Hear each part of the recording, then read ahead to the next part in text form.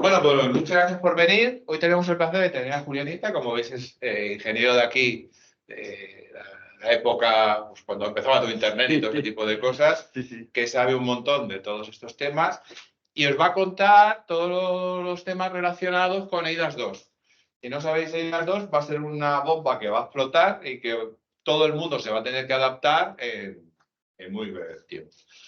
Con los que soy de las asignaturas, esto es pues una gran fuente de trabajo porque todas las empresas van a tener que funcionar y entenderlo. A día de hoy no sé cuántas veces la entienden ahora mismo, Bueno, pero muy pocas. muy poquitos y unos elegidos. Estamos en una etapa muy temprana, ahora os contaré en qué fase estamos, pero es un buen momento para empezar en carretiente porque Claro. ahora sí que tenemos tiempo para estudiarlo. Así como ya os he dicho a los de Blockchain, que lo de las criptomonedas, bueno, sí que hay que hablar timos y esas cosas sí, pero que otra cosa no. Esto sí que es una fuente de posibles trabajos del futuro. Y tenemos acá también Gaia X Plan, porque todo esto va a enganchar con Gaia X y necesita toda esta parte de identidad. Eres uno de los mayores expertos del tema, con lo cual es un placer aquí tenerte. Cuando quieras. Muchas gracias, Joaquín. Bueno, pues efectivamente, esta actividad la hemos desarrollado impulsándola desde AMETIC, la patronal de servicios TIC, que tenemos un acuerdo de colaboración con la Universidad Politécnica, en concreto con la Escuela de Telecomunicaciones, que además sois miembros de la asociación.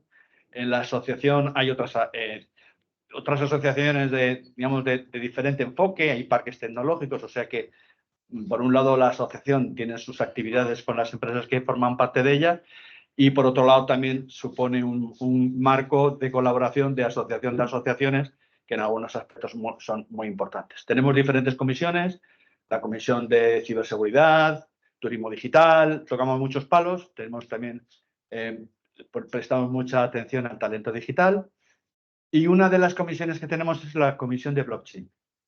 En esta comisión de blockchain veníamos a dar charlas el presidente, que soy yo, y el vicepresidente, que justamente acaba de caer víctima de alguna cosa, suponemos que vírica. Esperemos que después de estas fases de malestar, fiebre, etcétera, que se recupere Raúl, y a lo mejor tenemos una ocasión de escuchar también su ponencia, que se iba a centrar en la identidad digital orientada a las empresas. Varios de los desarrollos legislativos que se están produciendo en estos momentos van a permitir que las empresas también hagan servicios de interlocución entre ellas y en algunos casos van a servir de modelos de relación para nuevos servicios financieros. Entonces, eso es un punto de vista muy interesante. Hay un montón de desarrollos legislativos ahora mismo que en algunos casos hacen confluir unas regulaciones con otras. Por ejemplo, las dos regulaciones principales que se aprobaron durante el semestre anterior bajo la presidencia española de la Unión Europea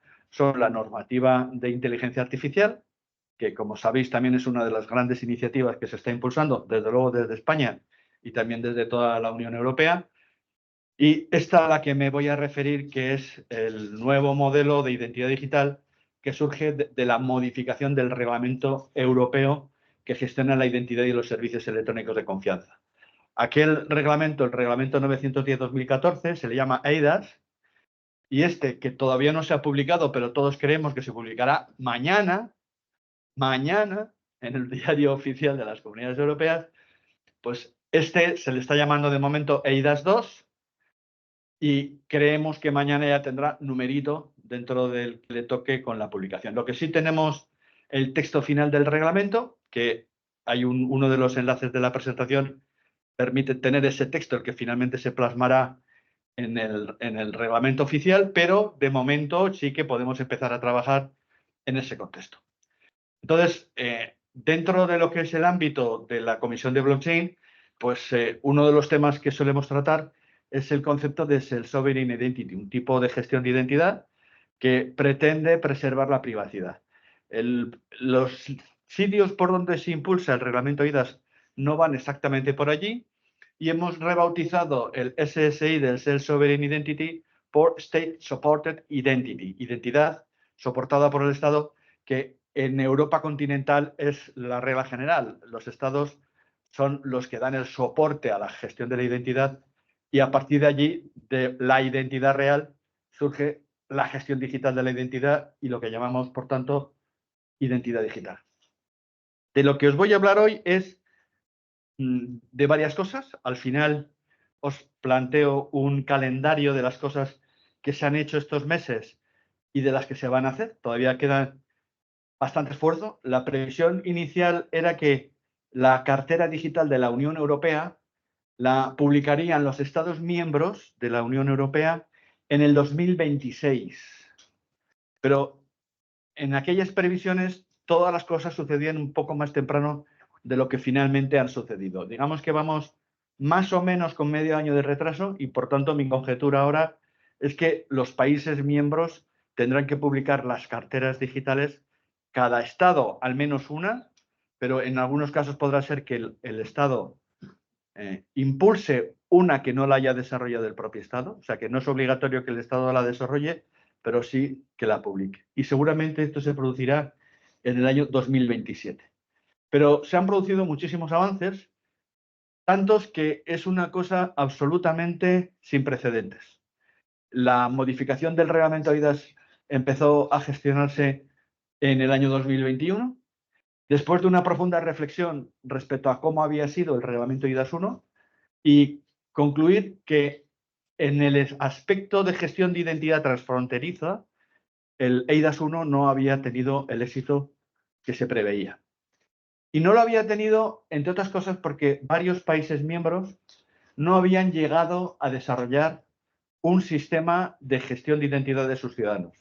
Entonces, si el propio país no tiene un sistema de gestión de identidad de los ciudadanos, pues no tiene sentido que se plantee una interoperabilidad, porque aunque otro país permita hacer gestiones con esa identidad digital, si el ciudadano no tiene acceso a una identidad digital que utilizar en esos mecanismos de interacción con las administraciones públicas, pues realmente no sirve de nada.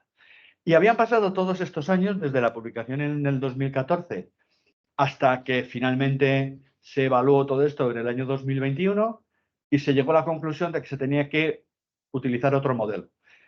Sí que se tuvo en cuenta para la definición del modelo de cartera de identidad digital los esfuerzos que se habían estado haciendo en el marco del Self-Sovereign Identity, de los contextos de identidad autogestionada que se habían marcado en algunas de las iniciativas como Evernym y otras que conoceréis. Ese tipo de iniciativas condujeron a que hace unos años se llevara a cabo un proyecto que se llama EBSI, European Blockchain System Initiative, que pretendía colaborar en el marco académico de interoperabilidad transfronteriza. Significaba que un estudiante de una universidad de cualquier país, una vez que tuviera una titulación, podía recoger esa titulación en la cartera EBSI y con esa cartera EBSI optar en otro país a una titulación de la cual la anterior servía de prerequisito. Este era un modelo que de hecho ya lleva funcionando, yo creo que va aproximadamente 2 años, y no, perdón, lleva funcionando más años, a lo mejor 4 o 5, porque es que fue uno de los proyectos que financió la Agencia de Salud Europea, que ha sido la que ha ido canalizando las ayudas a los distintos proyectos. Ahora os comentaré lo que han sido los grandes proyectos en el ámbito de EIDAS y de las carteras, pero uno de los proyectos que también recibieron financiación fue el proyecto de EBSI. Y lo que es inusitado es que mientras se estaba discutiendo el texto de un reglamento para el cual se partía de una propuesta, de un borrador, mientras tanto se han ido haciendo montones de cosas que en el desarrollo legislativo normal suelen esperar a que salga la ley. Es decir, lo normal es que salga la ley empieza a identificar cosas que se tienen que hacer, la gente empieza a hacerlas, en un momento dado se detecta que faltan normas para algunos temas, faltan estándares para otros, faltan reglas de evaluación para las auditorías de seguridad, van faltando cosas y se van complementando. La verdad es que ahora ya teníamos la experiencia de lo que había sido el desarrollo del EIDAS 1, el reglamento 910-2014, y lo que había supuesto en términos de generación de estándares en el ETSI y el European Telecommunication Standard Institute. Ya se habían ido produciendo un montón de normas técnicas, incluso normas de evaluación, para comprobar si los servicios que presta un prestador de servicios de confianza son o no son servicios cualificados. Este apellido de cualificado es muy importante porque esto significa que los servicios cualificados gozan de presunción equivalente en toda Europa, por tanto nacen transfronterizos y además tienen una presunción ante la ley. Esto los abogados lo llaman presunción juris tantum. es un tipo de prueba que admite prueba en contrario, pero el que tiene la carga de la prueba es el que lo niega. Y hasta la fecha, este tipo de presunciones solamente la habían tenido los notarios y los registradores. Es decir, los servicios digitales cualificados entran a formar parte de un conglomerado de servicios jurídicos que se denominan de seguridad jurídica preventiva. Las cosas que hacemos anticipadamente para no tener problemas legales, de forma que si en un momento dado nos encontramos en un litigio, esas pruebas, la prueba notarial, la prueba registral y ahora la prueba cualificada, nos sirven para demostrar que algo ha sucedido. Esto es muy importante porque además casi no se habla de esto. La mayor parte de los desarrollos que se han hecho en torno a Leidas los hemos protagonizado los técnicos, pero ya se está produciendo el momento en el que los abogados empiezan también a profundizar en todos estos temas y su punto de vista es muy valioso. Uno de los temas por los que a mí me gusta empezar es por el concepto de la identidad desde el punto de vista del uso diario. Esto es para mí lo más importante y es un derecho que se recoge en la Declaración Universal de Derechos Humanos. En esta declaración, el artículo 6 dice que toda persona tiene derecho al reconocimiento de su personalidad jurídica, que traducido al lenguaje de andar por casa significa que toda persona tiene derecho a ser sujeto de derechos y obligaciones. La personalidad jurídica es aquel elemento asociado a nuestra identidad con lo cual nosotros ejercemos nuestros derechos. Esto es muy importante porque del momento en que tenemos la personalidad jurídica surge el momento en el que podemos ejercer todos esos derechos. ¿Y cuál es ese momento? Es el momento en el que un neonato se inscribe en el registro civil por parte de sus progenitores. Hay determinadas circunstancias, por ejemplo, cuando hay refugiados, cosas de este estilo, donde no puedes establecer el momento concreto en que una persona se incorpora al tráfico jurídico, pero bien podemos partir de asumir que lo que él dice es cierto, que nació en tal país, que nació en tal fecha, y a partir de ese momento se le asigna esa indicación que sería la base de su identidad para el futuro.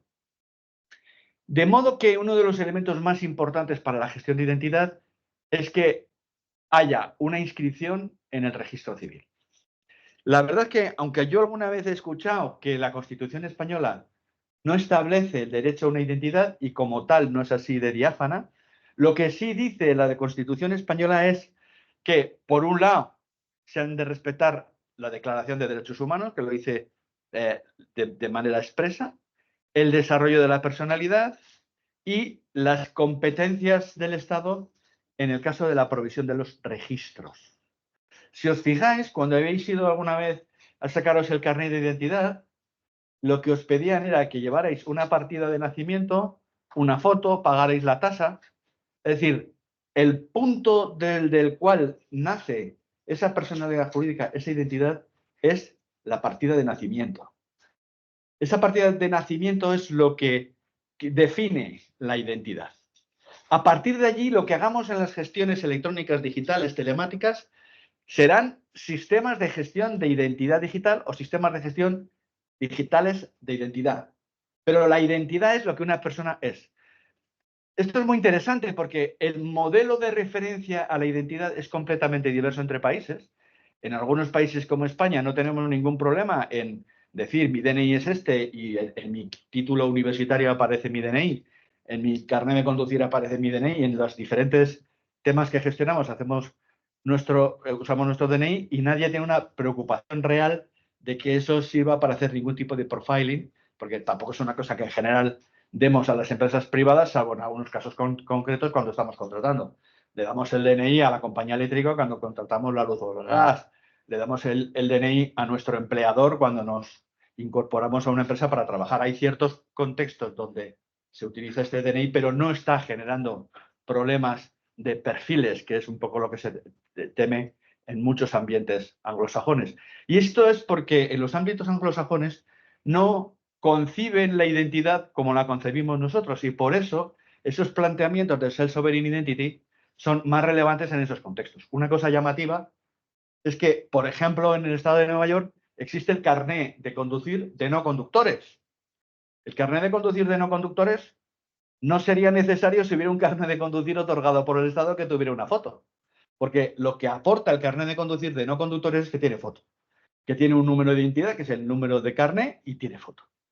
Entonces, el hecho de que existan ese tipo de productos y servicios determina que esa necesidad no depende del marco jurídico en el que te mueves, aunque tu marco jurídico no tenga previsiones especiales para eso.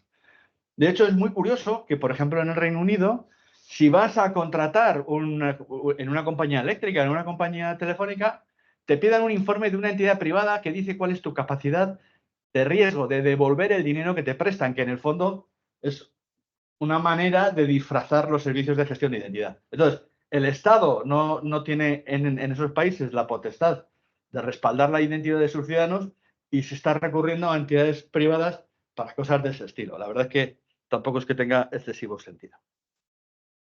Pero, ¿cuál es el contexto del eIDAS 1 del que partimos? Pues el eIDAS 1 definió varios servicios. Los más importantes son la emisión de certificados de persona física para hacer firmas electrónicas, la emisión de certificados de persona jurídica para hacer sellos electrónicos, la emisión de certificados de sitio web, que en el ambiente europeo se llaman QWAC, Qualified Web Authentication Certificate, que si os fijáis en el detalle técnico son certificados en todo equivalentes a los que se desarrollan para la securización de páginas web. Las páginas web, estas que empiezan por HTTPS, utilizan en el diálogo, en el protocolo, un protocolo, una variante de seguridad que se llama SSL. Ese es el nombre antiguo, Secure Socket Layer, y el nombre actual es Trusted Layer Security. De hecho, el SSL ya no se usa más porque todas las implementaciones tenían vulnerabilidades y, en cambio, las implementaciones de TLS han arreglado aquellas vulnerabilidades sin perjuicio de que nunca sabemos si pueden aparecer otras. Esos certificados TLS, ¿vale?, de Trusted Layer Security, se vienen emitiendo hace muchísimos años, para lo cual se han desarrollado prestadores de servicios de certificación en todo el mundo, y el órgano que normalmente coordina el desarrollo de la normativa de verificación de ese tipo de certificados es el CAFORUM, que es lo que en España llamaríamos una entidad sin personalidad jurídica. Equivale a una asociación, pero no está formalizada como una asociación. La gente colabora en reuniones de seguimiento para definir los estándares de seguridad con los que se evalúan a los prestadores de servicios de certificación que emiten certificados para sitio web. Y luego los fabricantes de navegadores se coordinan en ese CAFORUM precisamente para decir qué medidas de seguridad se tienen que utilizar en general por parte de las autoridades de certificación y qué criterios debería cumplir un prestador de servicios de certificación, de manera que, tras ser auditada, pudiera demostrarlo a las empresas que proveen de servicios de navegador web para que admitan que ese prestador se puede incluir en su Trusted Service List, en su lista de prestadores de confianza. De hecho, es posible que hayáis escuchado una polémica que hubo a finales del año pasado por parte de algunos prestadores respecto a que, de navegadores, respecto a que el desarrollo del eIDAS 2 podía poner en cuestión el desarrollo de la seguridad de los navegadores. Y esto era porque uno de los cambios que se incluían en el eIDAS 2 es que los navegadores deberían aceptar como prestadores fiables los que estuvieran en la Trusted Service List de la Unión Europea. Muchos de los navegadores plantearon que aquello era una intromisión que lo único que pretendía era que los gobiernos pudieran definir qué tipo de prestadores se creaban, de manera que pudieran crear certificados SSL falsos y producir ataques man in the middle observando las comunicaciones que viajan entre el browser y el servidor. Pero realmente, desde mi punto de vista, no tenía ningún sentido esa conjetura, porque los prestadores europeos llevamos muchos años presentando las auditorías a los organismos de supervisión de los distintos países miembros, donde presentamos las auditorías para que el organismo supervisor determine que nuestros servicios son cualificados y, como consecuencia de ello, publique determinados indicadores como los certificados del digamos, la parte pública de los certificados con la que se comprueban a su vez los certificados de los sitios web. Y todos estos certificados se publican en una lista que es diferente por país, la Trusted Service List, donde hay una lista por país. Luego de todas estas listas, se hace una lista de listas de la Unión Europea y de esta manera se pueden desarrollar aplicaciones informáticas que tengan la certeza de que un determinado prestador de servicios de confianza que da servicios desde un país es aceptable en todos los demás países. Con el marco regulatorio que teníamos antes de la eIDAS 2, los prestadores de servicios de certificación lo que hacíamos era presentar las auditorías también en un contexto de gestión de CAFORUM, que es una base de datos que se denomina CCADB, y en esta base de datos íbamos incorporando los datos técnicos de nuestros certificados, incluyendo un servicio que se llama Certificate Transparency, y no sé si estaréis familiarizados, que permite ir grabando en una especie de blockchain los certificados que se van emitiendo y que permite que empresas externas puedan valorar, analizándolos, si están bien o mal construidos. Y este contexto realmente lo único que suponía era que nos hacíamos la auditoría una sola vez, el auditor tenía que hacer 2 informes de auditoría, una para el Estado y otra para el CAFORUM, presentábamos los documentos en el Estado, hacíamos un montón de gestiones, presentábamos los documentos en CAFORUM y en los distintos navegadores, teníamos que hacer un montón de gestiones y finalmente acabábamos en la lista TSL del Estado correspondiente y acabamos en la lista de los servicios de confianza de los navegadores. Este es el único cambio real que supone el eIDAS 2, que ya no será necesario presentar todas las auditorías también en los navegadores, porque va a ser suficiente con presentarlo a nivel del Estado y una vez que ya estés en la TSL, los navegadores deberán aceptar esos certificados. Pero eso no permite conjeturar que los Estados van a controlar nada, porque los que emiten los certificados ahora, igual que antes, son los prestadores de servicios de certificación. Y esos prestadores de servicios de certificación siguen siendo auditados y presentando sus auditorías.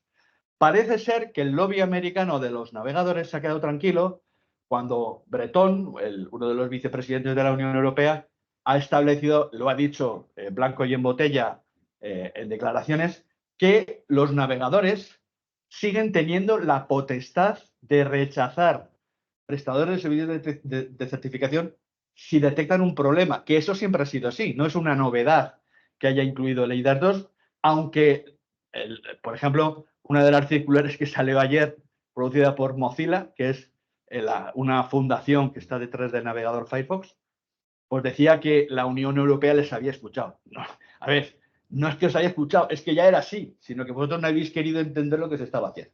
Esto es uno de los temas que han tenido controversia, pero en todos los demás, como por ejemplo los que se estaba citando, el certificado de persona física para hacer firmas electrónicas, el certificado de persona jurídica para hacer sellos electrónicos, el CUAC, que es de donde viene esta digresión que acabo de finalizar, y otros servicios complementarios, como por ejemplo los sellos de tiempo cualificados, o los servicios de entrega certificada, el equivalente, podríamos decir, al correo postal certificado. El correo postal certificado, el cartero recoge unas evidencias de que había alguien recogiendo la carta, la famosa hoja rosa, esa hoja rosa llega posteriormente a quien emitió este tipo de notificaciones. Bueno, pues esas notificaciones que antes en España llamábamos correo certificado y que en los países anglosajones llamaban correo registrado, pues lo vais a ver como Register Electronic Mail, es correo electrónico certificado y ese es uno de los servicios que ya estaban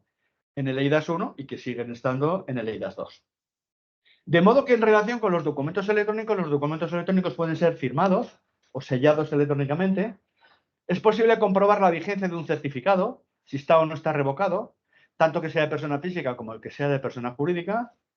Es posible comprobar si el certificado está en una lista de confianza, es decir, si el prestador que presta esos servicios ha superado una auditoría, de manera que con ese contexto, pues se han creado todos estos servicios. En relación con la firma electrónica tenemos la emisión, la validación de certificados, la preservación de documentos y las firmas electrónicas basadas en servidor. Y esto es una curiosidad, porque las firmas basadas en servidor, en teoría, nacieron con el eIDAS 1, pero no era un servicio que estuviera definido en el articulado. sino que se decía en los considerandos 51 y 52. Entonces, todo un servicio de este alcance se basaba solo en 2 considerandos de las declaraciones iniciales del reglamento, pero han sido absolutamente claves para el desarrollo de las tecnologías. Por un lado, la emisión remota de certificados, que cuando se ha visto su necesidad más clara que nunca, ha sido en la pandemia que hemos superado hace un par de años, porque la gente no podía desplazarse físicamente a la autoridad de registro, como por ejemplo la agencia tributaria, a que le verificara la identidad. Entonces era una emergencia el poder emitir certificados con verificaciones de identidad, en algunos casos con verificaciones biométricas a distancia. Pero una vez que tienes la identificación a distancia, la correlativa es que tienes la necesidad de poder firmar a distancia. ¿Y cómo se hace eso? Con mecanismos que permiten gestionar en un servidor los documentos a firmar, que en ocasiones se llaman portafirmas, y instrumentos que permitan demostrar el control exclusivo del firmante, por ejemplo, con una app. De manera que tú le dices a tu infraestructura, la infraestructura que está desplegada para ti en un servidor en la nube, que esos documentos que están allá para que tú los firmes, pues que los firme la maquinita que verifica que estás de acuerdo con la app que estás usando. Al final, el que tiene la posibilidad de decir que se firme o no, el que tiene el control de la firma, es el signatario, el usuario que tiene la propiedad de esa clave privada, pero la tecnología que se utiliza es la tecnología de un tercero y se despliega en la nube. Pues esto estaba en el eIDAS, estaba solamente contemplado en un par de sitios. La firma remota estaba contemplada en 2 considerandos y la identificación remota estaba recogida en solo una de las opciones de identificación del artículo 24, que la opción 1 tenía verificación presencial, verificación con un sistema de identidad digital ya existente, como por ejemplo uno que tuvieras con tu banco o con una administración pública, mediante la identificación con otro certificado, y la cuarta vía era mediante una identificación a distancia que estaba sujeta a la auditoría de un evaluador para ver si cumplía o no cumplía el ser equivalente a una verificación presencial. O sea que 2 de las herramientas más importantes de todo el eIDAS 1 eran breves menciones en el articulado que habían pasado pues casi desapercibidas, hasta que realmente hubo que analizarlos con detalle. Respecto a los sellos electrónicos, esto también fue una aportación. En España no nos pilló por sorpresa porque ya teníamos definida en la legislación nacional la firma electrónica de personas jurídicas. Por tanto, cuando apareció el sello electrónico, que es lo que más le pega a una entidad jurídica, las entidades jurídicas no firman en el mismo sentido que los humanos. Cuando los humanos firman, prestan el consentimiento, para lo cual hay un término acuñado que se llama consentimiento informado. Saben lo que firman y prestan el consentimiento.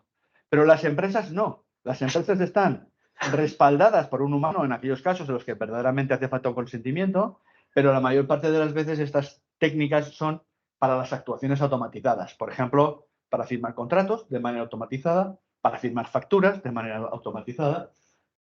El timestamp se ha convertido en uno de los grandes hallazgos del eIDAS 1. Esto significa que podemos asociar el momento concreto en el que sucedió un evento, transmitiendo a la entidad gestora de los certificados la información de ese evento, traducido en un hash. Aquí todo el mundo sabe lo que es un hash, ¿verdad? Ya me parecía. Pues se traduce en un hash, con ese hash se genera un timestamp y ese timestamp tiene presunción de validez, salvo prueba en contrario, en toda Europa. Y da certeza del momento en el que se produjo algo. También ha habido desarrollos en blockchain que tienen este efecto. Es decir, cuando tenemos un hash que acaba en un bloque, tenemos una certeza bastante alta de que ese hash se comunicó a la infraestructura de blockchain donde va a acabar con un poco de antelación. En algunos casos, con precisión menor. Por ejemplo, un blockchain de Bitcoin se confirma cada 10 minutos. Un timestamp cualificado tiene una precisión de 1 segundo, que es claramente mejorable. Podemos llegar a precisiones de 100 nanosegundos, porque muchas de nuestras empresas prestadoras de servicios de certificación nos sincronizamos con satélites que tienen una distancia temporal con la hora meteorológica, la que supone el patrón tiempo, de máximo 50 nanosegundos. Luego, casi todos podemos garantizar precisiones del orden de 100 nanosegundos y podrían seguir siendo certificados, timestampings cualificados. Lo que pasa es que la norma solo requiere una precisión de 1 segundo. Por otro lado están los que ya he comentado, los CUAC, los certificados que se utilizan para sitios web, y por último, los servicios de correo electrónico certificado. Y esto es la panoplia completa de servicios que había en el eIDAS 1. A lo largo de todos estos años, desde que se publicó el eIDAS 1, se han ido desarrollando muchas soluciones. Y en particular hay una plataforma que se llama Dashboard, cuadro de mandos, desarrollada en el ámbito de la Unión Europea, donde podemos ver los elementos más importantes del ecosistema de los servicios cualificados. Por un lado, tenemos las empresas que evalúan, que auditan a los prestadores de servicios de certificación. Tenemos a los propios prestadores de servicios de certificación en esas listas de confianza que se comentó que se llaman TSL, las que aglutinan las TSLs nacionales en una sola lista internacional. Tenemos las entidades que analizan, que evalúan, que auditan dispositivos cualificados de creación de firma. Es decir, aquellos elementos donde la clave privada se conserva de forma segura, de manera cifrada. Como por ejemplo podría ser una tarjeta chip o un equipo de los denominados HSM, Hardware Security Module. Son sistemas que se auditan con arreglo a una normativa que hasta hace unos años era la FIPS 140-2 nivel 3, la definida en Estados Unidos para los niveles de seguridad de los dispositivos seguros, allí no se llaman cualificados. Y luego, finalmente, este tipo de normativas se desarrolló en el marco del Common Criteria y ha dado lugar a normativas de evaluación, que son normalmente las EAL 4, 4 Plus y 5, que se utilizan para la gestión de dispositivos cualificados de creación de firma, que pueden ser tokens, tarjetas chip, tarjetas PCI que van insertadas en servidores o servidores enracables, que son las distintas modalidades de dispositivos seguros de creación de firma. ¿Y qué tenemos? Pues también tenemos la lista de los dispositivos cualificados de creación de firma que han superado las auditorías. De manera que tenemos prestadores que han superado auditorías, entidades evaluadoras que realizan auditorías, servicios auditados, servidores auditados, placas de seguridad auditadas y las entidades que las auditan. Y tenemos luego los servicios asociados a la verificación, que a veces se denominan DSS, Digital Signature Service. De manera que en esta dirección que aquí os presento, podéis ver prácticamente todo el ecosistema de seguridad eIDAS europea. ¿Pero qué pasó? Pasó que en una evaluación de quiénes somos, de dónde venimos y a dónde vamos, se llegó a la conclusión de que el artículo 9 del reglamento eIDAS no había surtido los efectos esperados y no se había producido la ansiada interoperabilidad europea transfronteriza a nivel de gestión de identidades. Por muchas razones, algunas de las cuales era que algunos países no tenían una gestión de identidad digital y en otros casos porque se resistían a dar información sobre su sistema de gestión de identidad, que era uno de los pasos previos para aparecer en unas listas de países que habían cumplido la evaluación de sus sistemas de identidad. De hecho, hay una cosa curiosa. De España solo figura en ese listado el DNI electrónico. Y sabéis que desde hace muchos años lleva funcionando una plataforma que se llama @firma, que tiene unos mecanismos de gestión de identidad y que, de hecho, son los que están conectados con la infraestructura europea que se llama nodos eIDAS. Porque este reglamento 910-2014, ya os he comentado, es el que se llama eIDAS. Bueno, pues España ha sido el primer país de la Unión Europea en montar un nodo eIDAS, que fueron proyectos de estos que se financiaron hace unos años en plan open source, y ha sido de los primeros en probar interoperabilidad con todos los países que tienen un nodo eIDAS, que no son todos, y al final nos encontramos con que muchos países no tienen un sistema de identidad digital para sus ciudadanos, otros lo tienen, pero no han sometido a ese mecanismo de evaluación mutua para ver los niveles de seguridad, y por último, tenemos todos aquellos que, teniendo sistemas de gestión de identidad, no los han sometido al modelo. Por ejemplo, en España, el @firma no es un sistema comunicado. No podemos utilizar @firma como tal para identificarnos ante las administraciones públicas de otro país y hacer una gestión, como por ejemplo apuntarnos a hacer un curso de una universidad. Mi conjetura es que la principal rémora para lograr todo esto es que las administraciones públicas españolas no son conscientes de todos los mecanismos de gestión de identidad que existen en otros países. Es decir, cómo se codifica un número de identidad, cómo se codifica el check digit y qué implicaciones tiene codificarlo de una manera o de otra. Entonces, prácticamente las administraciones públicas españolas solamente saben de DNI y de NIE. Solo admiten DNI y NIE. Se saben las reglas de construcción del DNI, se saben las reglas del NIE, pero nunca ha habido una verdadera vocación de hacer servicios de manera que lo pudieran utilizar personas de otros países. De manera que aunque el nodo EIDAS funciona y España es de los países que primero lo adoptaron, en la práctica no está siendo útil. Ni los españoles podemos hacer transacciones transfronterizas, ni siquiera con el DNI, que es el que está comunicado, ya no digamos mucho menos con el resto de sistemas de clave, ni siquiera los extranjeros pueden hacer transacciones en España. Y esta es una triste conclusión después de todo un sistema muy pensado, en teoría muy resiliente, pero que no ha llegado a funcionar. ¿Y qué pasa aquí? Que uno de los temas que se plantean es que el futuro sistema de gestión de identidad que haya en Europa tiene que ser obligatorio para los países miembros. Y esta es la gran diferencia. El EIDAS tiene el EIDAS 2, actualiza algunos aspectos del EIDAS 1, pero sobre todo crea una cartera de identidad inspirada en los principios del Self-Sovereign Identity, pero que está hecha pensando en, iba a decir, pensando en la tecnología.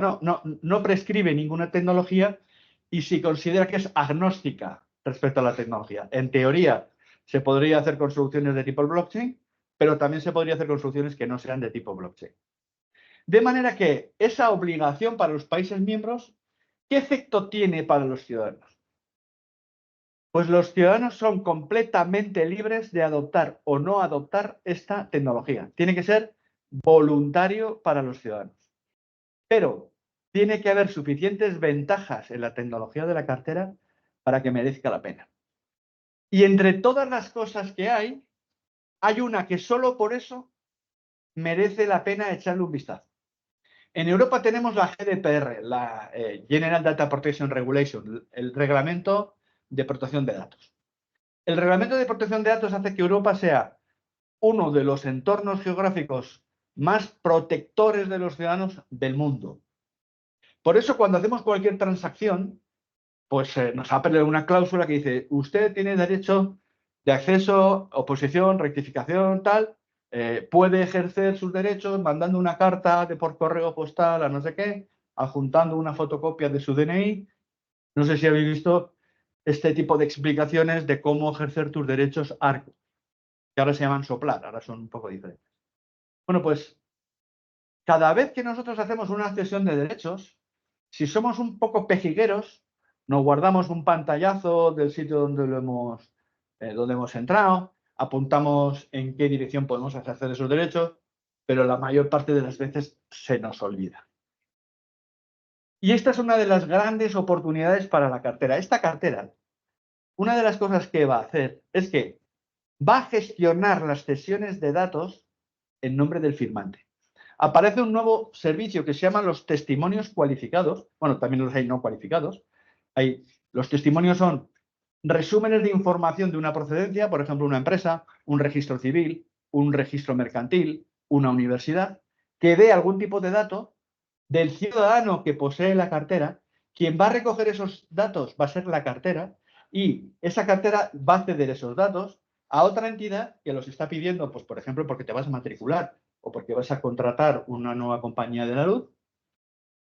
Y tu cartera va a guardar a quién has cedido los datos y va a tener los protocolos para retirar el consentimiento dentro de unos años. Tú dentro de 10 años te conectarás y dirás, voy a mirar en esta sección de la cartera a quién le he dado mis datos.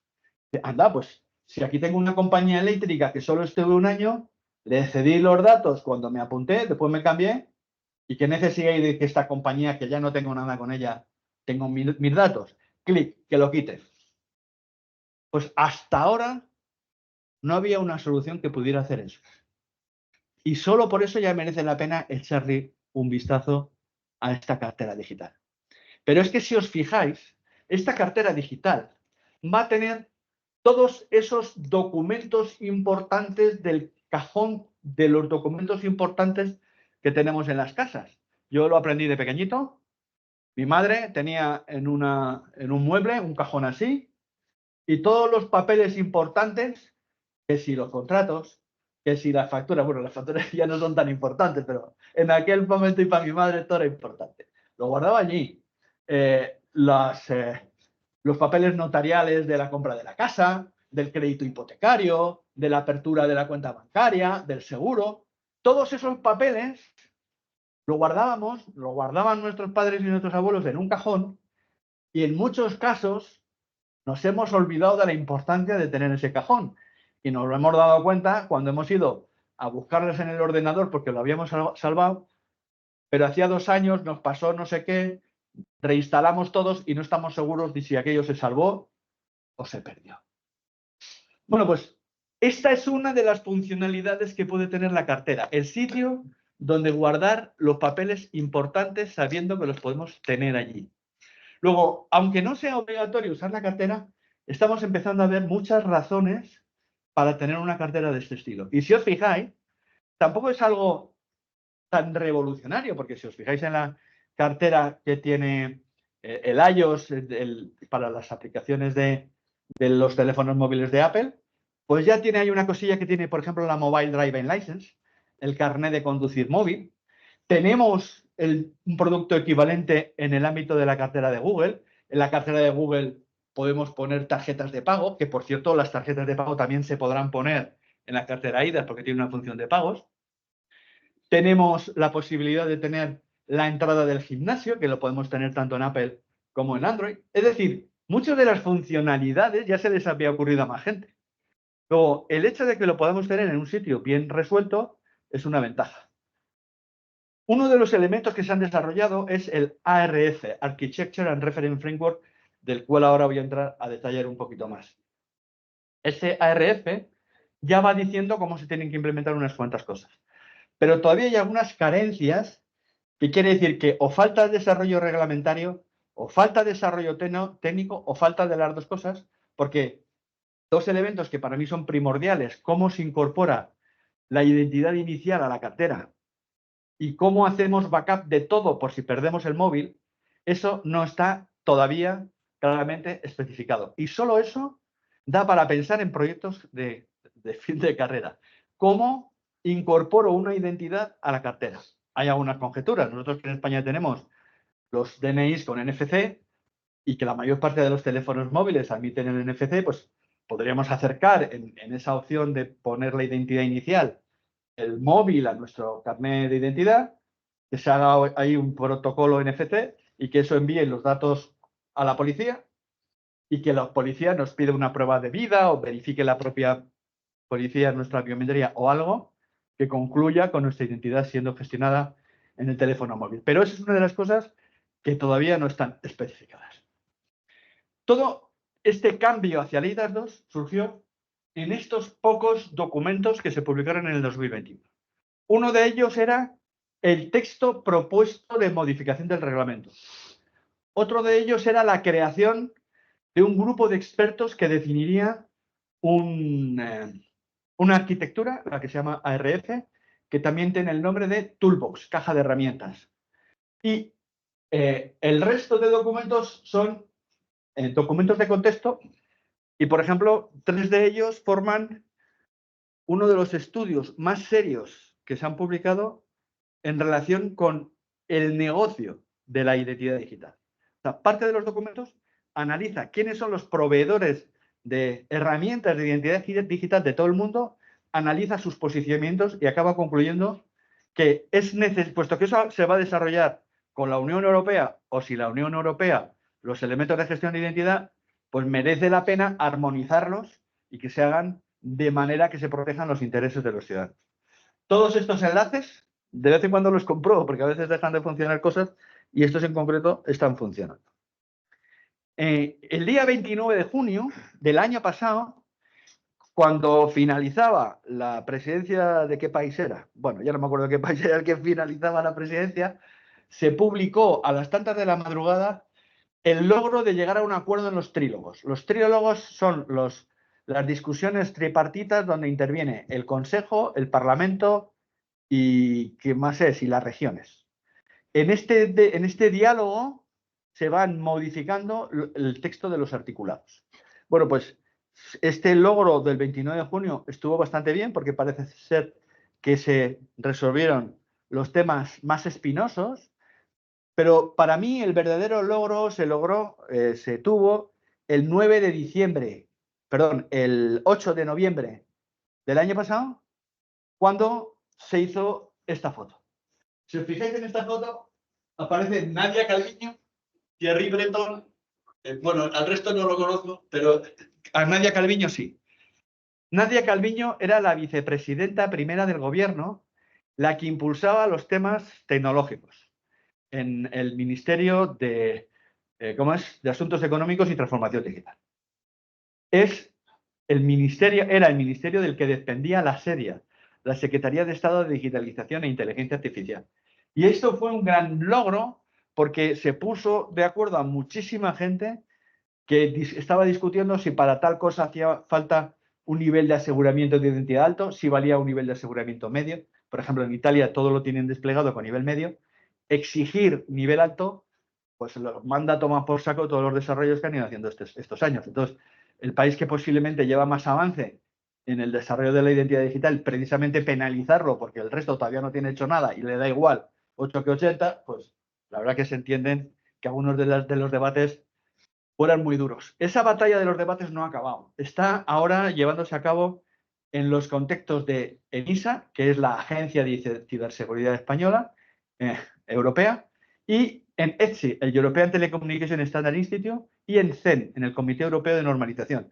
Están con peleas a navajazos para ver qué tipo de estándares impulsan, porque al final va a ser en los estándares donde se definan los principios insobornables de un país respecto a la gestión de identidad de sus ciudadanos. Y ahí todavía puede correr sangre en sentido figurado.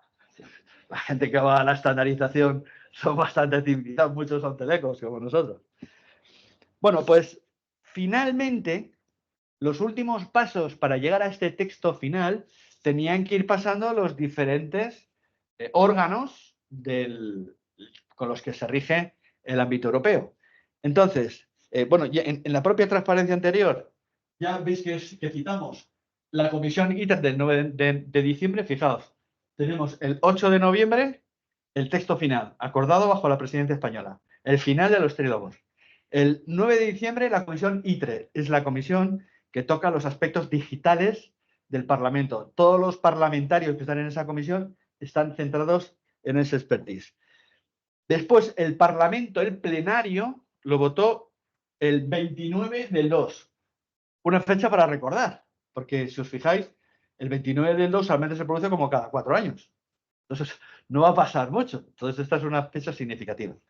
Finalmente, el Consejo de la Unión lo aprobó el 26 de marzo. Este es el que recoge las votaciones de los países miembros.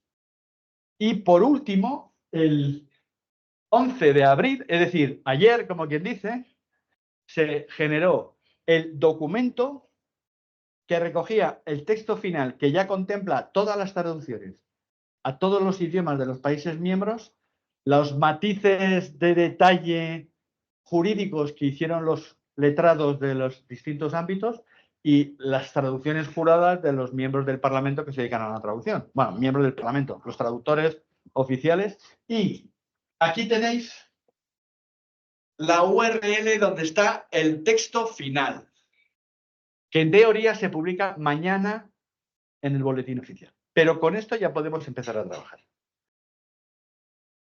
¿Pero qué más? ¿Qué es el grupo de expertos? Pues el grupo de expertos se crea en uno de esos documentos que os he mencionado antes. Este grupo de expertos tiene que definir lo que se denomina el toolbox, la caja de herramientas. Y el resultado principal del toolbox es la arquitectura denominada ARF, Architectures and Reference Framework. Se publicó una primera versión en febrero del 2023, que no tenía número. Después, a lo largo de los meses, la primera versión se publicó en febrero de 2022. Luego, a lo largo de los meses siguientes, a partir de febrero de 2023, ya se publicaron versiones que tenían número.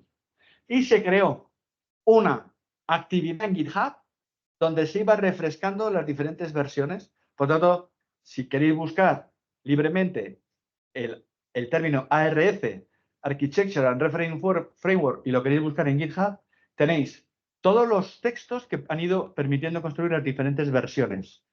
La última versión, la 1.3, se publicó hará 15 días, un poquito más, ¿vale? Y ya está disponible y tiene cambios significativos, porque lo que era antes estaba en el capítulo 5 pasa a ser el capítulo 6, cambia bastantes cosas. Yo me he tomado la molestia de traducir al español todos estos documentos del ARF y están en mi blog. Si tenéis curiosidad, mi blog es inza, como mi apellido, .blog. inza.blog. Pues allí veréis las traducciones al español de las diferentes versiones publicadas por el grupo de expertos del Architecture and Reference Framework.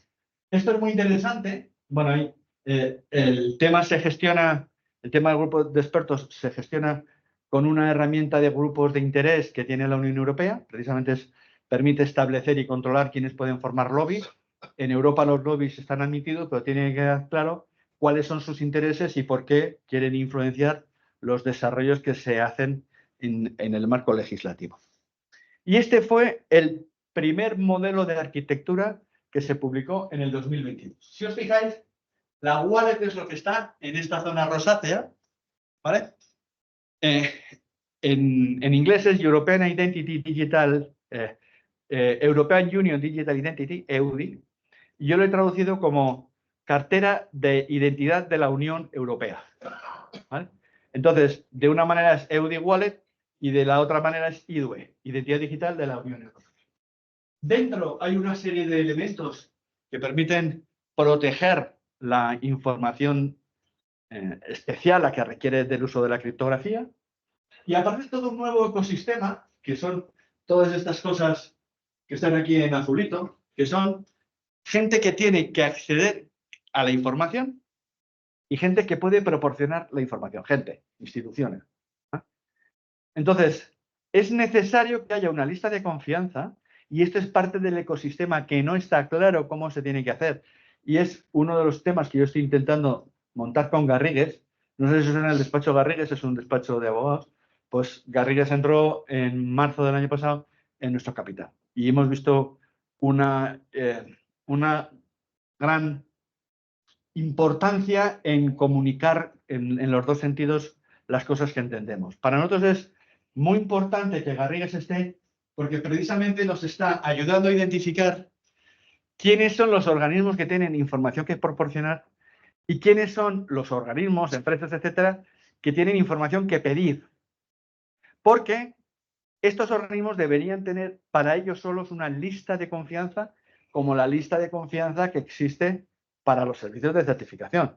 Si queremos saber que un prestador de servicios de certificación lo hace bien, tendrá que auditarse, tendrá que presentar estas auditorías en un organismo supervisor y este organismo supervisor finalmente dirá, publíquese los datos significativos de este prestador para que funcione a nivel de interoperabilidad porque ya ha superado todos los criterios previos para admitirlo. Pues se tiene que crear sistemas de confianza que permitan, por un lado, tener la certeza de que la cartera es de confianza. La cartera tiene que tener una auditoría. Es posible que haya una cartera por país, pero tienen que interoperar unas con otras. La cartera española tiene que poder hacer una gestión en Alemania, aunque la identidad que gestionará será la del español. El elemento de base más importante que hay en la cartera son los datos de información personal, que en inglés es Personal Identification Data, y yo también me he molestado en hacer esta traducción, datos de información personal. Hay una serie de elementos que tienen que ver con la gestión de la criptografía, porque una de las cosas que se quieren hacer, que estaba ahí arriba, es que desde la cartera se pueden realizar firmas electrónicas gratuitas para los ciudadanos.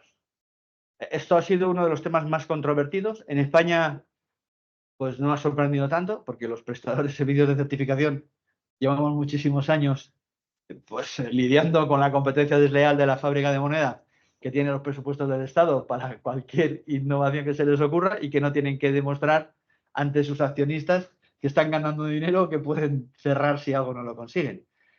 Para otros es natural competir con un servicio gratuito, pero entonces tienes que tener alternativas que ofrezcan mejoras al servicio básico, que es el que puede ser gratuito. En muchos países esto ha sido uno de los temas de controversia. En España, relativamente pocas controversias. Entonces, fijaos que aquí aparecen los Qualified Electronic Attestation of Attributes, esto lo he traducido por TECA, testimonios electrónicos cualificados de atributos, ¿vale? Es posible que esto también se pudiera haber traducido como credencial, como certificación, porque en el fondo certifica algo, certifica un dato. Pero un tema muy interesante es que los datos de información personal van a estar gestionados con los mismos protocolos y los mismos formatos de datos que los testimonios. Esto hace que también la gestión pueda ser un poquito más fácil.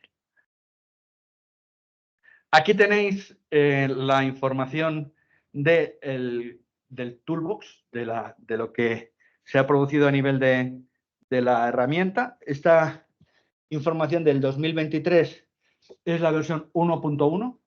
Ya después de la 1.1 se ha publicado la 1.2 y la 1.3. Ahora la última es la 1.3. Un tema muy interesante que ya apareció en la 1.1, que es esta, fue la posibilidad de que la cartera se pudiera utilizar en entornos offline. Y de hecho está descrito un protocolo, el protocolo offline, que significa que tú vas con tu coche, te para la Guardia Civil, te paras en el arcén y te dice la Guardia Civil, enséñeme su carnet de conducir. Tú sacas la app, arrimas tu teléfono móvil al aparato, que podrá ser un móvil o quizá no, que tenga el Guardia Civil, y leerá los datos de tu carnet de conducir allí. Esto es lo que ya se llama Mobile Driving License. De hecho, ya España ya tiene un proyecto, es posible que incluso esté presentado ya, de un Mobile Driving License, aunque el Mobile Driving License definitivo irá en una de estas carteras. Esto es muy importante porque no sé si habéis escuchado sobre los CBDCs, que son estas ciberdivisas de los bancos centrales que van a permitir gestionar euros, pero que en la exposición de motivos dicen que estos euros se podrán utilizar de particular a particular, incluso offline.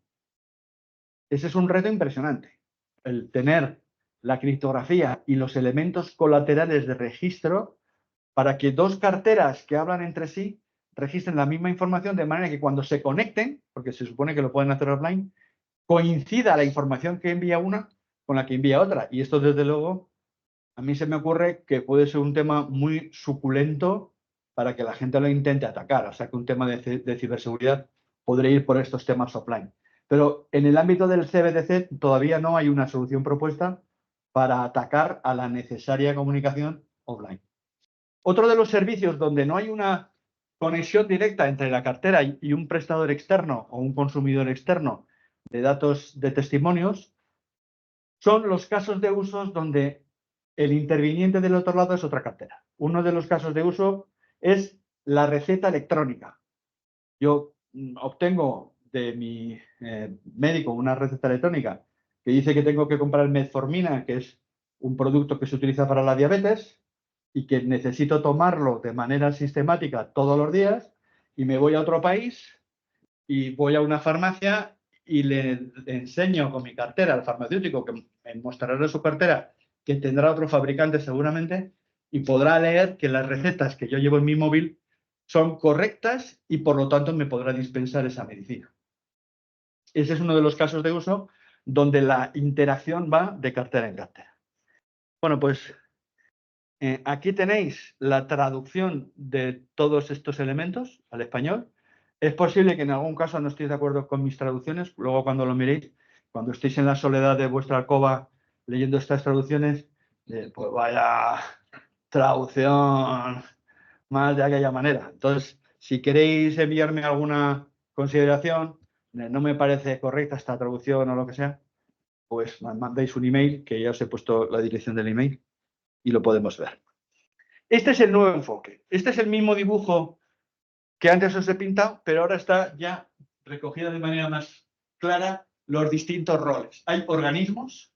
El Organismo Nacional de Acreditación determina quiénes pueden ser entidades auditoras. Los organismos de evaluación de conformidad son entidades auditoras. El organismo supervisor es el que recibe las peticiones comprueba que está todo bien y autoriza o no autoriza la publicación de las Trusted Service List.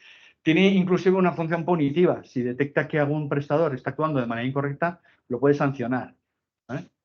Y los prestadores de esquema son los que deberían definir para cada tipo de datos los contenidos mínimos, los contenidos opcionales y cómo se identifica los que pueden dar esos datos y los que pueden pedirlos, ¿vale? Entonces, esto seguramente sea una tarea inacabable, porque continuamente irán surgiendo nuevos datos que haya que gestionar. Por tanto, de aquí surge la necesidad de que haya los proveedores de servicios de confianza, que habrá un proveedor de servicios de confianza, al menos para lo que hay ahora, que son los dispositivos y las entidades que prestan servicios de confianza digital, pero también para todos los demás, para los que emiten testimonios, para los que consumen testimonios, ¿vale? Y luego, lo que yo he llamado parte informada y parte informante. En inglés, a la parte informada le llamaban relying party, pero esto es una herencia de cuando los servicios de confianza eran certificados. La relying party era la parte que confiaba en los certificados y estaba obligada a hacer unas comprobaciones, que el certificado no estaba revocado, que la clave era correcta, que la jerarquía de certificación era correcta, y por tanto, era la parte que confía, relying party, y para confiar tenía unas obligaciones de verificación. Pero confiaba y no tenía un rol especial. Pero aquí no. No es una parte que confía cuando alguien lo presenta. Es que está preguntando. Tú quieres abrir, quieres contratar un servicio de una compañía eléctrica y la compañía eléctrica te pregunta cosas, como por ejemplo el CUPS. Ya no es que tú has hecho un documento y se lo presentes y confía en el documento, no, es que te está preguntando cosas.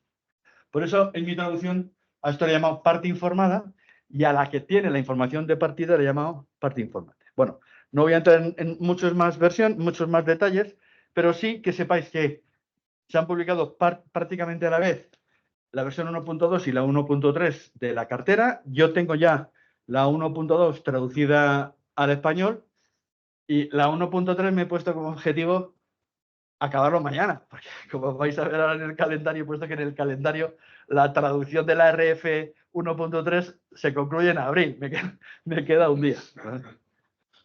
Y este es el calendario de todo lo que se ha hecho, que hay una cosa que todavía no se menciona más que de entrada al principio.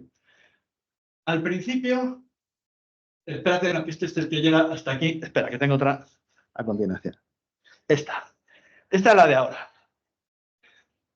Si os fijáis, veis que aquí ya tengo aquí las traducciones, mayo 2023, abril 2024, publicación de la traducción. Todavía no está, me queda un día, ¿vale?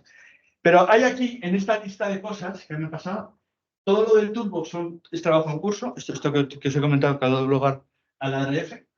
El desarrollo de la cartera IDUE de referencia fue una licitación que sacó la Agencia Sanitaria Europea que os he comentado, que es la que vehicula todos los temas de subvenciones o desarrollos público-privados. Entonces, licitó en el 2023, la licitación surgió en el 2022, licitó 3 cosas. La continuación del proyecto EPSI, que es el de titulaciones académicas, la licitación para generar el código fuente de la cartera y la licitación para lo que se llamaron los grandes proyectos piloto, que finalmente hubo 4 grandes proyectos piloto.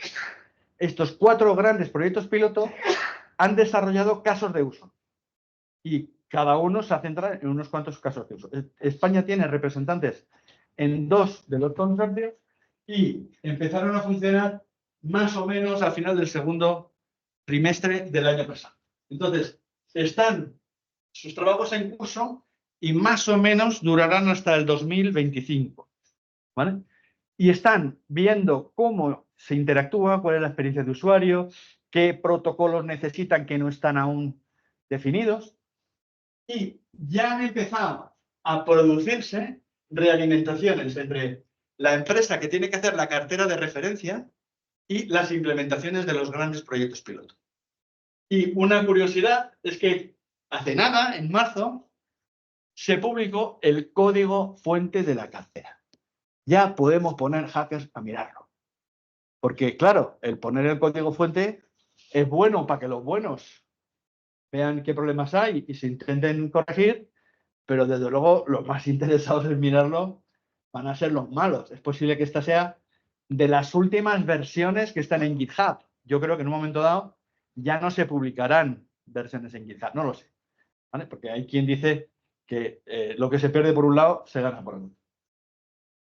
Mientras tanto, se produce todo este proceso cuyas fechas ya se da y mañana, en teoría, es la fecha esperada de publicación. Que teniendo en cuenta que ya hemos ido acumulando retrasos, pues tampoco se extrañe que haya algún retraso y que no sea mañana. Y mientras tanto, se están desarrollando en ETSI, en el European Telecommunication Standard Institute, varios estándares que hacen falta para desarrollar los servicios de la cartera, pero ni siquiera los más importantes. Y es porque están a navajazos en ETSI. Entonces, es muy importante que las empresas españolas que tengan interés en telecomunicaciones, si conocéis amigos en Telefónica o en los operadores, decirles que manden gente a los de la firma electrónica, porque allí nos estamos jugando mucho, mucho.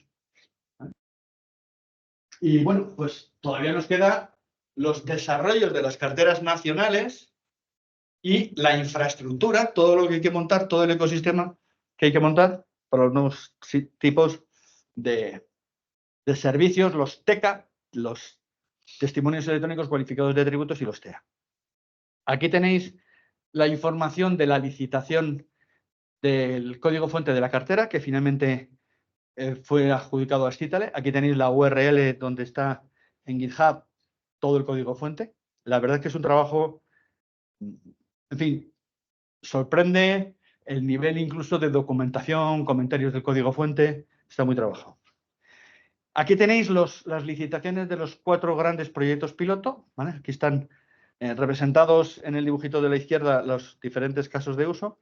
Y aquí tenéis las referencias a las páginas web de los propios grandes proyectos piloto. Potential, Novit, DC4U, este es el principal de los españoles. Allí, por ejemplo, está la fábrica de la moneda operando, y el EU Digital Wallet, que es otro de los consorcios donde hay representación española. ¿Vale? Y aquí tenéis también más información sobre este contexto.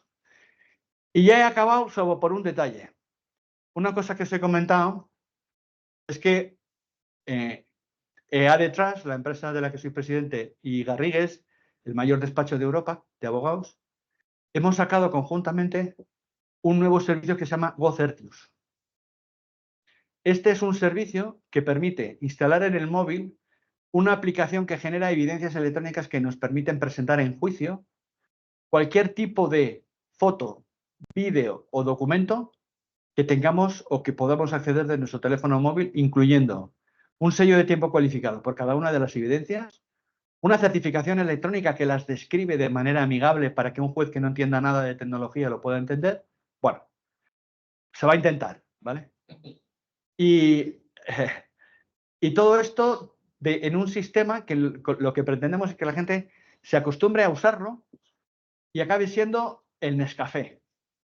El Nescafé es uno de los tipos de café soluble, pero su popularidad ha llegado al punto de que hablamos del Nescafé de Mercadona y sabemos que nos referimos al café soluble de Mercadona. Estamos llamando Nescafé a todos los cafés solubles. Nosotros lo que pretendemos es que la gente se habitúe a esta forma de presentar evidencias electrónicas que tienen todos los elementos de los servicios cualificados y, por tanto, presunción en juicio. Tienen presunción. La carga de la prueba, si la parte contraria quiere invalidar nuestra prueba, tiene la carga de la prueba, tiene que demostrarlo y lo va a tener muy difícil, porque la presunción, lo dice el artículo 326 de la Ley de Enjuiciamiento Civil, es que los servicios cualificados, cuando se utilizan para preservar evidencias, le dan la razón al que los ha utilizado, ¿vale? Y esto cambia el modelo. Y esto me vuelve a una frase que he utilizado al principio. Hasta ahora, los servicios de seguridad jurídica preventiva eran básicamente regulatorios a nivel de notarios y registradores, y desde el reglamento EIDAS, los servicios de seguridad jurídica preventiva tienen un nuevo componente muy importante para los abogados, que son los servicios cualificados. Y este sistema de GoCertius te permiten ejemplificarlo y que tú lo puedas subir sin coste, ¿vale? Entonces, os animo a que cojáis este código de barras, os bajéis la app Y si tenéis alguna pregunta de cómo se usa, aunque bueno, hemos puesto vídeos en YouTube para explicarlo y tal, pues que veáis, porque esto que veis aquí, creemos que será uno de los primeros testimonios electrónicos cualificados. Pero aún no lo sabemos, porque no está definida la cosa hasta ese punto. Y ya está. Con esto ya he acabado. Todos tenéis el código de barras, ¿vale? Si hay alguna pregunta, pues intentaría responderla.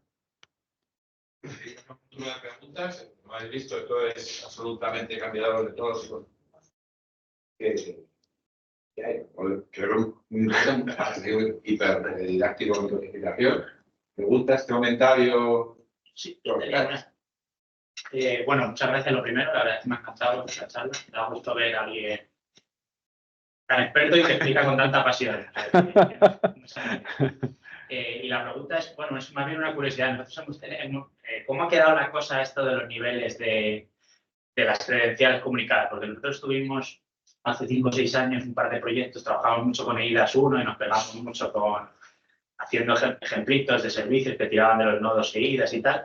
Y una de las cosas con las que más sufrimos era por el tema del DNI electrónico, porque nos tuvimos que comprar lectores, porque bien sabes que era, como bien has comentado, la única manera, cuando otros países con los que trabajábamos sí que utilizaban certificados tipo certificado digital o similares a nuestro certificado digital.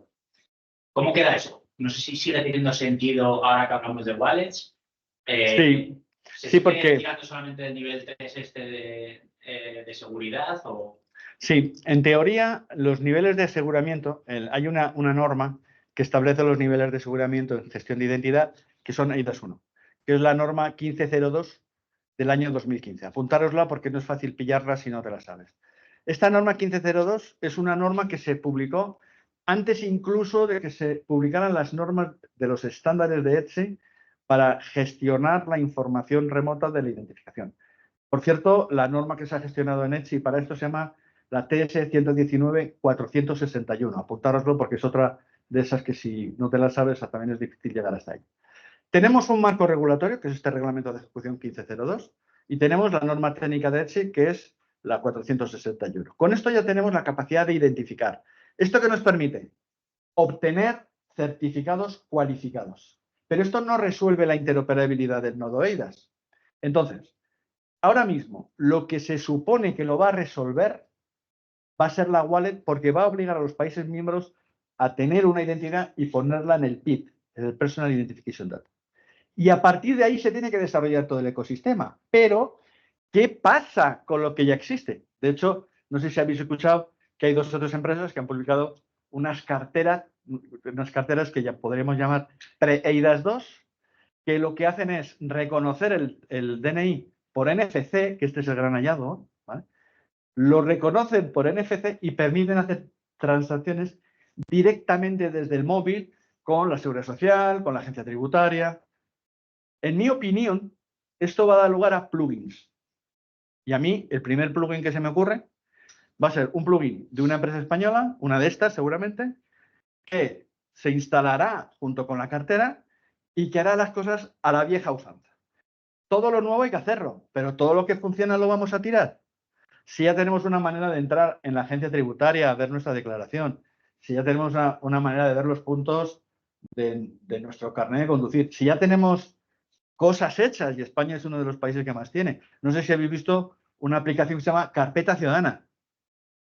Es que la carpeta ciudadana no solamente es muy importante por lo que ya tiene, sino que es muy importante porque los protocolos de comunicaciones entre administraciones públicas ya están creados y permite que otras administraciones públicas puedan incorporar esa información en el futuro. Ese protocolo de la carpeta ciudadana, para mí, va a ser uno de los fundacionales de los servicios de testimonios electrónicos cualificados, porque es un protocolo que ya existe y de eso todavía no nos cuenta nada el ARF. Entonces, ¿qué va a pasar? No lo sabemos, pero mi conjetura es que habrá un plugin para aprovechar todo lo que ya existe y que en los nuevos desarrollos se tendrá en cuenta eso, sobre todo para utilizar el Qualified Electronic Signature, que es uno de los servicios gratuitos que tendrá la wallet, y los sistemas de gestión de identidad. Uno de los temas que nos puede cambiar radicalmente es que hasta ahora los sistemas de gestión de identidad de onboarding más prometedores usaban la biometría. Tú te preguntabas unas cosas, te hacían la vectorización de la cara, etcétera. Hacían varias cosas en relación con la biometría y con esto se hacían los onboarding.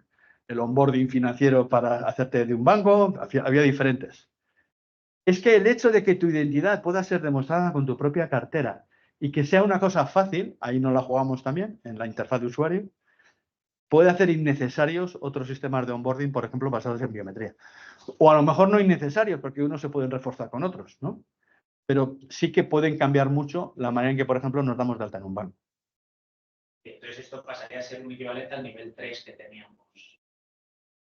Cuando hablábamos de en el nivel de aseguramiento, sí.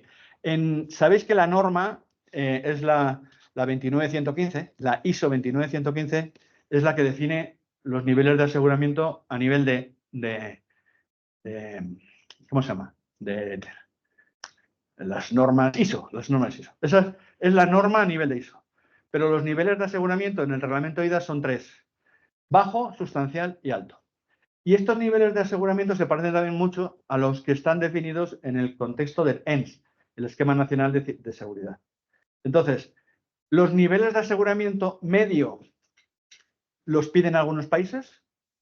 Lo que ha salido es nivel de aseguramiento alto, es decir, el nivel 3.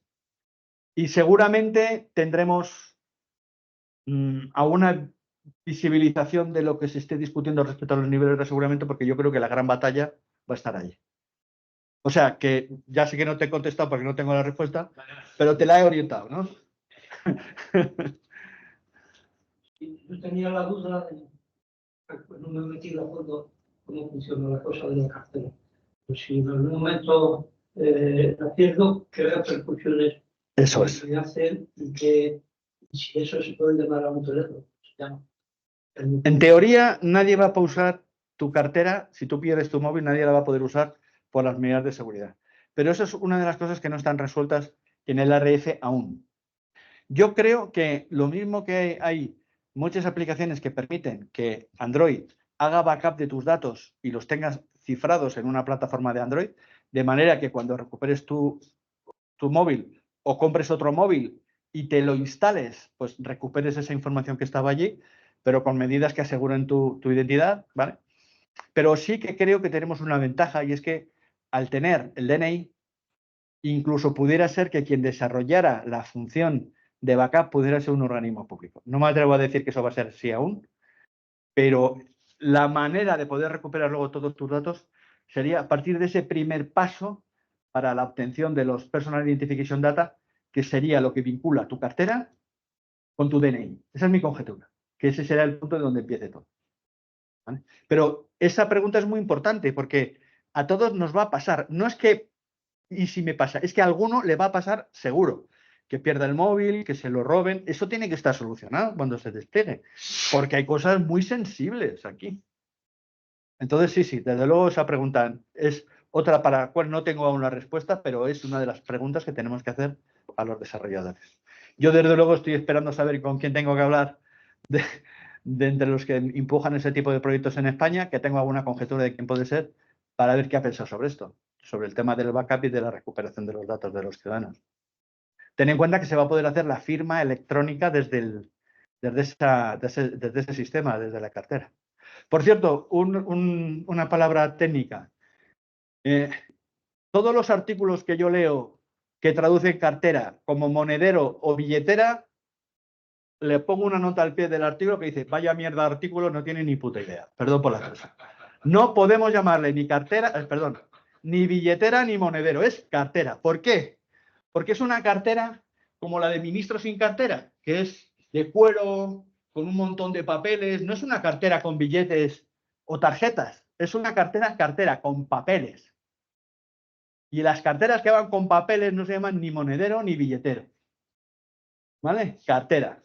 ¿Vale? Si veis que no le llama cartera, cuidadín, está utilizando un traductor automático, porque yo me he auxiliado para algunas cosas de los traductores automáticos y es que no da ni una.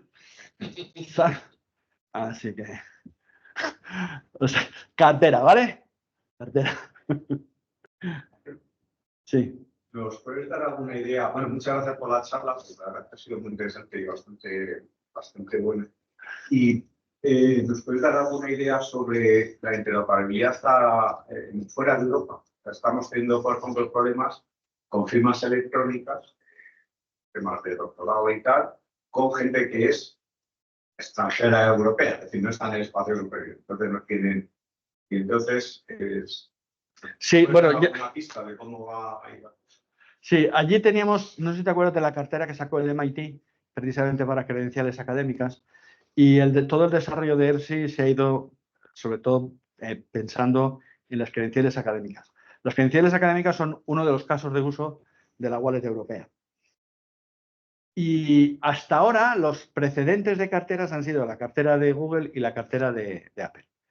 Y mi conclusión es que, puesto que va a estar el código fuente y que estas grandes empresas tienen desarrolladores a punta pala para hacer lo que sea, que precisamente van a ser Google y Apple de los primeritos que saquen una cartera compatible con el estándar europeo.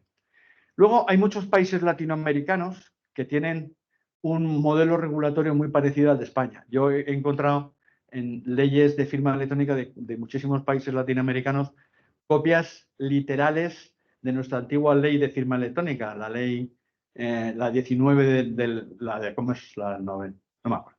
La del 2000, la del 1000, joder, se me están mezclando las cifras. Bueno, pues copias literales de muchos de nuestros artículos. ¿Vale? Entonces yo creo que eso puede influenciar bastante. Hay un organismo multilateral, que es el Banco Iberoamericano de Desarrollo, que me consta, porque tengo un conocido que es un alto cargo y que es una persona a la que valoro muchísimo, que están impulsando la armonización a nivel de toda Latinoamérica de los sistemas de identidad digital y firma para intentar crear un ecosistema parecido al que ya existe en España. Un tema muy prometedor es que recientemente, hará un año, se publicaron ya las especificaciones de las listas TSL extraeuropeas. Y esas listas ya tienen a día de hoy un país que es Ucrania, que esta es una noticia de hace una semana. Ucrania ya figura en la lista extraeuropea de prestadores de servicios de confianza. Y sé que este Banco Iberoamericano de Desarrollo está impulsando la creación de listas extraeuropeas donde estarían los países europeos, los países latinoamericanos, Latinoamérica y el Caribe. Entonces, yo creo que están mirando con mucha atención los desarrollos que se hagan en torno a la cartera y algunos países que van quizá un poco por delante, Perú, Ecuador, Colombia, pues yo creo que están valorando hacer proyectos pilotos de cartera y creo que a la larga convergerán. Pero no hay fecha. Si fíjate que estamos hablando de que los propios países miembros hasta el 2026, según se ha dicho, pero yo creo que hasta el 2027 no va a ser, no van a tener listo todo el ecosistema. El código fuente ya tiene alguna cosa muy prometedora. Seguro que en ese código fuente que ha sacado Stitale habrá cosas que no están en el ARF porque han tenido que desarrollarlas y no había modelo. Entonces han implementado lo que les ha parecido. Por cierto, una frase que yo digo mucho, que los ingenieros, especialmente los programadores, son los legisladores de la última milla. Porque donde una legislación no llega a concretar, al final a un desarrollador no le queda otra que hacer que su producto se acabe y dé su servicio. Y entonces, como de algunas cosas no saben decirle requisitos, se los tiene que sacar de la chistera. ¿Vale? Y aquí, pues habrá pasado. Hasta que eso no se arregle, pues que sepáis que muchas de vuestras actividades pueden ser de legisladores de la última milla si nadie lo remedia. Pero sí, yo creo que el modelo va a ser ese, que se va a replicar. De momento, mucha gente está tirando para los temas de credenciales académicas del modelo del MIT. En Europa no tiene sentido hacerlo con otra cosa que no sea EPSI. Y EPSI es uno de los modelos que están en los casos de uso de la cartera. Está ya aquí contemplado.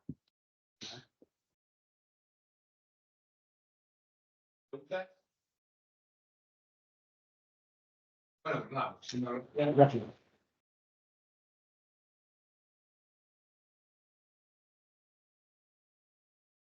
Muy bien, pues yo creo que ya nos despedimos de los que lo estén siguiendo a distancia. Una sesión. Muy bien. Entonces, si tenéis alguna pregunta remota, parece que no. Muy bien, pues nada. Pues, muchísimas gracias por haber venido y seguro que repetimos porque esto va a ser importantísimo para todos. Muy bien, venga. Muy bien, pues nada.